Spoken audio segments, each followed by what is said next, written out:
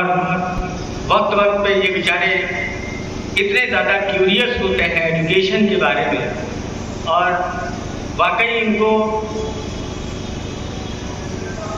Without any interest ये रहता है सेल्फलेस सर्विस। ये काम कर रहे हैं, बहुत ही एनर्जेटिक हैं, एंथुसियास्टिक हैं। मिस्टर उस्मान खान साहब हैं, मैं चाहूँगा कि आए और दो शब्द अपने बारे में भी बताएं। Mister Usman Khan, paradise welfare foundation. बहुत बहुत शुक्रिया शाहिद भाई मौका देने के लिए, मुझे भी अपनी बात कहने के लिए। आज हम सभी जश्न सर सैयद के मौके पर यहाँ पे इकट्ठा हुए हैं और मुझे खुशी हुई कि यहाँ पे जो आज प्रोग्राम में हम लोग बैठे हैं इसमें काफ़ी सारे लोगों का सपोर्ट और योगदान की वजह से और कुछ हफ्ते की मेहनत की वजह से आज हम लोग यहाँ पे बैठे हैं। तो हम यही आप लोगों से बोलेंगे कि जिनकी मेहनत थोड़ी बहुत भी यहाँ पे हुई है, जिसकी वजह से आज यहाँ पे प्रोग्राम हो रहा है, उनके लिए हम आप सभी से एक जोरदार तालियां चाहेंगे। और यहाँ पे मौजूद स्टेज पे सगीर उस्मानी साहब, जो पिछले बार प्रोग्राम में मुलाकात हुई थी, उसके बाद से हम सर को फेसबुक पे फॉलो कर रहे हैं। काफ़ी कुछ सीखने को मिलता है, शायरी वगैरह और भी बहुत सारी चीज़ें। और उसके बाद में डॉक्टर एहसान साहब स्टेज पे मौजूद हैं। आज तो डॉक्टर साहब से फेस टू फेस पहली बार मुलाकात हो रही है, लेकिन फेसबुक पे डॉक्टर एहसान साहब को फॉलो करते हैं। काफ़ी खुशी होती है जब ये लोगों की मदद करते हैं, चाहे वो कोरोना काल हो, चाहे वो बाढ़ में हो, किसी भी हालत में हो, वो पहुँचते हैं, लोगों की मदद करते हैं। काफ़ी खुशी होती है। और जो स्टेज पे मौजूद हैं, नाम से तो वाकिफ नहीं है, लेकिन प्रोग्राम के बाद में कोशिश करेंगे कि इनके बारे में भी थोड़ा परिचय हो, इंट्रोडक्शन हो, कि आने वाले समय के लिए हम लोग जो भी प्रोग्राम करें वो प्रोग्राम बेहतर लेवल पे कर सकें। और दूसरी चीज़ देखी जा रही है कि यहाँ पे जो ऑडियंस बैठी है, सामने जो भी लोग बैठे हैं, उसमें उनका उतना ज़्यादा एनर्जी या जोश नहीं दिख रहा है। इस वजह से ये जो प्रोग्राम्स हो रहा है, अगर यही प्रोग्राम्स अलीगढ़ में होता, AMU में होता, तो इतनी ज़्यादा एनर्जी, इतनी ज़्यादा जोश होती कि मैं यहाँ पे बैठे हुए लोग तो छोड़ दीजिए, बाहर से आने जाने वाले लोगों को भी पता चलता कि कुछ अलग प्रोग्राम हो रहा है, जश्न सर सैयद पे प्रोग्राम हो रहा है। तो हम आप लोगों से यही अपील करेंगे कि स्टेज पे अगर कोई आता है और वो अपनी बात को कहता है, तो आपको थोड़ी भी पसंद आए तो उनके लिए जोरदार तालियां जरूर बजाइए। हम अपने लिए नहीं कह रहे, जो आते हैं यहाँ पे, इस वजह से कि बहुत सारी चीज़ें होती है। स्टेज पे बोलना जो है हर मतलब इतना आसान नहीं है स्टेज पे बोलना। तो अगर यहाँ पे कोई बोलने के लिए आता है तो तालियों से या आपके एक सपोर्ट से उनका कॉन्फिडेंस बढ़ जाता है, और उनका कॉन्फिडेंस बढ़ने के बाद में क्या होता है कि वो अपनी बातों को अच्छे से रख पाते हैं, और आने वाले टाइम के लिए कहीं भी कुछ भी प्रोग्राम्स होता है तो वो बढ़ चढ़ के हिस्सा लेते हैं। जैसा कि हम अपने ही बारे में बताते हैं, आज से कुछ साल पहले जब हम भी बहुत ज़्यादा डरते थे स्टेज पे बोलने के लिए, लेकिन कुछ लोगों का इसमें सपोर्ट और योगदान और एक मोटिवेशन जो था, उसकी वजह से हम यहाँ पे आज के टाइम में पहुँच पाए हैं। तो प्रोग्राम को आगे बढ़ाने से पहले हम थोड़ा सा अपना इंट्रोडक्शन देना चाहेंगे। अपना इंट्रोडक्शन हम अपने से नहीं देंगे, इस वजह से कि हम अलीगढ़ मुस्लिम यूनिवर्सिटी के स्टूडेंट्स नहीं हैं, लेकिन हम अपने बड़े भाई के नाम से अपना इंट्रोडक्शन देंगे कि वो वहाँ के स्टूडेंट्स थे और वहाँ से क्वालिफाई करने के बाद में आज AMU की देन है कि वो आज अच्छे पोस्ट पे हैं। तो उन्हीं का नाम लेना चाहेंगे हम, डॉक्टर मोहम्मद जुबैर खान। उन्हीं के हम सबसे छोटे भाई हैं, जो हबीबनगर करोहा यहाँ से 6 किलोमीटर दूरी पे है, वहाँ से बिलोंग करते हैं। अलीगढ़ मुस्लिम यूनिवर्सिटी से पढ़ने के बाद वो आज मालेगांव महाराष्ट्र में यूनानी कॉलेज है, वहाँ पे प्रिंसिपल और डॉक्टर के पोस्ट पे हैं। और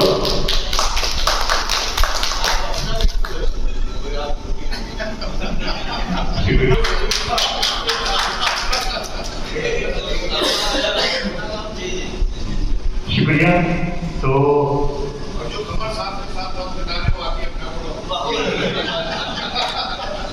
नहीं, ये तो है कमर साहब का, शाहिद भाई का, डॉक्टर इरशाद साहब का।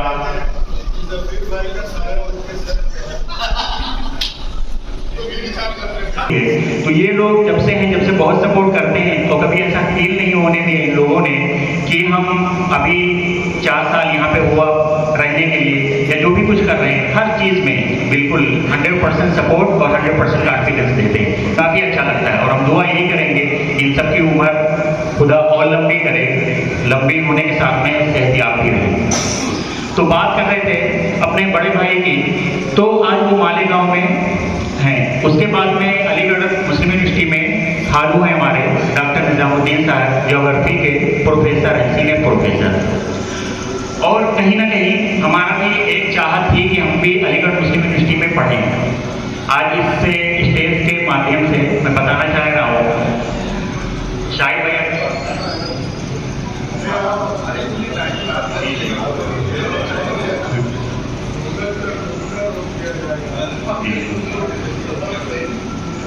तो हमारी भी बहुत चाहत थी कि हम भी अलीगढ़ मुस्लिम यूनिवर्सिटी में पढ़ें। लेकिन कभी कभी क्या होता है कि जैसे जब गाइडलाइन अगर परफेक्ट ना हो, गाइडलाइन अगर स्टार्टिंग से परफेक्ट ना हो, तो कहीं ना कहीं आगे चल के वो बैलेंस खराब हो जाता है। वो किसी के लिए भी, जैसे हमारे अगर बच्चे हैं, हमारे छोटे भाई हैं, कुछ भी हैं, तो अगर उनको हमें अच्छे लेवल पे लेके आना है, तो हमें उनको स्टार्टिंग से ही गाइडलाइन करना पड़ेगा। वैसे तो अलीगढ़ हमारा जाना बचपन से ही अगर देखा जाए, इस वजह से फैमिली में ज़्यादातर लोग अलीगढ़ से ही हैं, तो बचपन से ही आना जाना होता है। और वहाँ पे जाने के बाद में ये तो लगता था कि कुछ अलग जगह है जहाँ पे लोग पढ़ रहे हैं या जो भी कुछ सीख रहे हैं वो कुछ अलग तरीके के बन रहे हैं। उसके बाद में इंटर हमने जब क्वालिफाई किया, इंटर क्वालिफाई करने के बाद में हम गए भी थे AMU में इंट्रेंस एग्जाम देने के लिए। हिंदी मीडियम से पढ़ा हुआ स्टूडेंट और उतना अच्छे लेवल का पढ़ाई तो नहीं किया था, लेकिन जब पेपर सामने आया तो ज़्यादातर क्वेश्चन जो बाउंस कर रहा था, बाउंस करने के बाद में वो चीज़ समझ में नहीं रहा था कि किस तरह इसका सोल्यूशन किया जाए। लेकिन एक चाहत थी, लेकिन वो चाहत पूरी नहीं हुई। लेकिन कहीं ना कहीं हम इस चीज़ से भी खुश हैं कि ऊपर वाला जो किसी के लिए जो भी करता है वो कहीं ना कहीं अच्छे के लिए ही करता है। तो इस चीज़ से फिर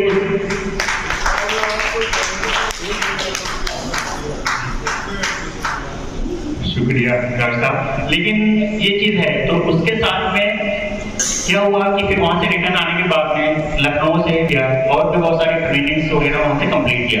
तो ये अफसोस तो होता है थोड़ा बहुत, लेकिन कहीं ना कहीं ये भी शुक्र है ऊपर वाले का कि जो लाइफ में अगर करता है किसी के लिए वो कहीं ना कहीं बेहतर ही करता है, लेकिन उस चीज़ को, उस इम्पोर्टेंट को वो अगर समझता है तो आज हम और ज़्यादा इधर उधर की बात ना करके आते हैं टॉपिक पे, जो आज हम सभी लोग जश्न सर सैयद के मौके पे इकट्ठा हुए हैं। सर सैयद का मकसद बहुत लंबा और बहुत कुछ था। अगर उसको हम आज स्टेज पे बयां करेंगे तो शायद काफ़ी समय निकल जाएगा, जो कंप्लीट नहीं हो पाएगा। तो उसी में से हम कुछ चीज़ें जो है हम सभी के साथ में रखना चाहेंगे। सबसे पहले जो है एक शायरी बोलना चाहेंगे, थोड़ा आप लोगों का सपोर्ट चाहिए। एक शायरी बोलना चाहेंगे, लेकिन हम बोले जब तक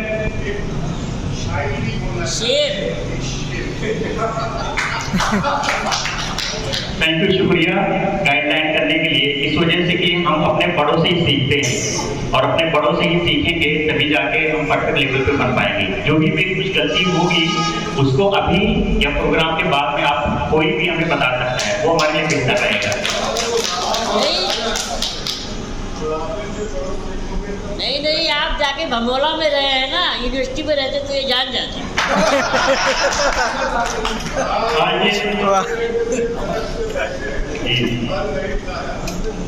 ये तो अभी जैसे कमर साहब बात कर रहे थे कि तलफ्फुज़ अलीगढ़ में अगर यही प्रोग्राम्स होता है तो वहाँ थोड़ा तलफ्फुज़ भी चेंज होता है, तो लोग इतना कमेंट करते हैं ना, या तो आप सुधार ही कर लेंगे या तो स्टेज पे ही आना छोड़ देंगे। तो ये तो अभी वहाँ का एक छोटा मोटा डेमो है।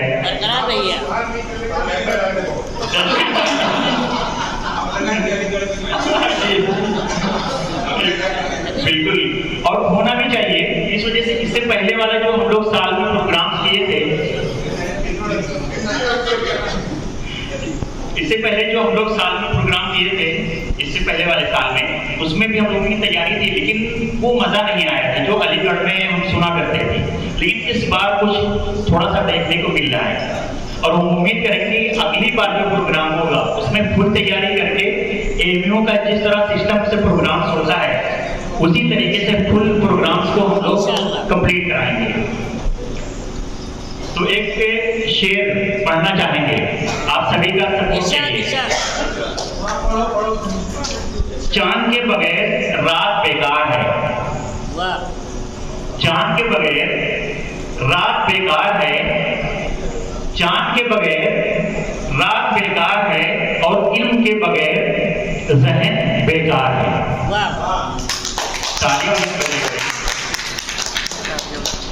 तो बात करते हैं, आज हम लोग जो इकट्ठा हुए हैं जश्न सर सैयद पे, मकसद बहुत कुछ था कि लोगों के लिए कुछ करने के लिए, तालीम के लिए कुछ करने के लिए, लोगों को आगे बढ़ाने के लिए।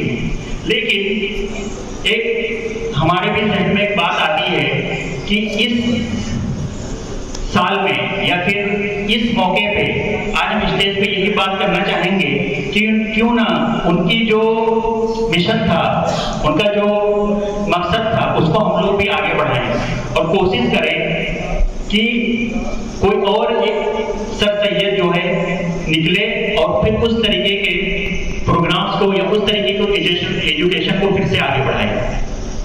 तो आज बात कर रहे हैं कि जो एजुकेशन सिस्टम, यानी कि एजुकेशन सिस्टम पे जैसे कि सर सैयद अहमद खान जो एजुकेशन सिस्टम चाहते थे, जो एजुकेशन चाहते थे, यानी कि ऐसी एजुकेशन जो हमें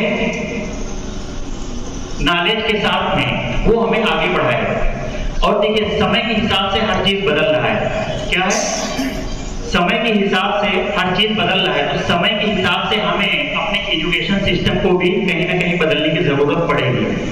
मिसाल के तौर पे आज के समय में कुछ साल पहले हम लोग जब मोबाइल स्टार्ट हुआ था, उस टाइम में अगर कोई black and white mobile, keyboard mobile का अगर कोई रिपेयरिंग सीखता था तो मार्केट में रह गई अच्छी जो है उसको नौकरी मिल जाती थी या अच्छा पैसा कमा रहा था। क्या कर रहा था? अगर आप लोग ध्यान से सुन नहीं रहे हैं, और यहाँ पे कोई अगर बोलता है तो बहुत दिल दिमाग फोकस करके वो बोलता है, इसीलिए आप लोगों को थोड़ा सपोर्ट बना रहे हैं। तो वो पैसा कमा रहा था। लेकिन आज के समय में मैं आप लोगों से पूछना चाहूंगा कि अगर कोई ब्लैक एंड व्हाइट मोबाइल का अगर कोई रिपेयरिंग सीखे तो क्या वो मार्केट में बना रह सकता है? क्या वो इनकम कर सकता है? नहीं कर सकता है। क्यों? इस वजह से कि उसका समय खत्म हो चुका है। तो कहीं ना कहीं अगर हम लोग समय के हिसाब से अपने आप को डेवलप करेंगे और वो एजुकेशन लेंगे जो मार्केट के समय के हिसाब से बदल रहा है, तो कहीं ना कहीं हम और भी बेहतर पे अपने लाइफ को, अपने समाज को, अपने फैमिली को, अपने लोगों को भी आगे बढ़ा सकते हैं। और दूसरी चीज कि एजुकेशन का मतलब, तालीम का मतलब सिर्फ नौकरी पाना ही नहीं है। बहुत सारे लोग, हम लोग भी मार्केट में रहते हैं, लोगों से मिलते हैं और लोगों को देखते हैं, वो ये कहते हैं कि हमने अपने बच्चे को पढ़ाया, हमने अपने बच्चे को पढ़ाया, इतना सारा पैसा किया, खर्चा किया, लेकिन उसको कोई एक नौकरी नहीं मिल पाई। तो कहीं ना कहीं वो एक गलत फहमी के भी शिकार हैं कि उनका एजुकेशन सिर्फ इसलिए ही नहीं दिया जाता कि उनको एक अच्छी नौकरी मिले, बल्कि एजुकेशन का मतलब ये भी होता है कि हमें समाज में कैसे रहना है, अपने तरबियत, अपने बच्चों की तरबियत किस तरह करना है, आवाम को लेके कैसे आगे बढ़ना है, हमें इसलिए भी तालीम हासिल हम करते हैं। और तीसरा पॉइंट है कि अपने बच्चों को मजबूत बनाइए, मजबूर नहीं।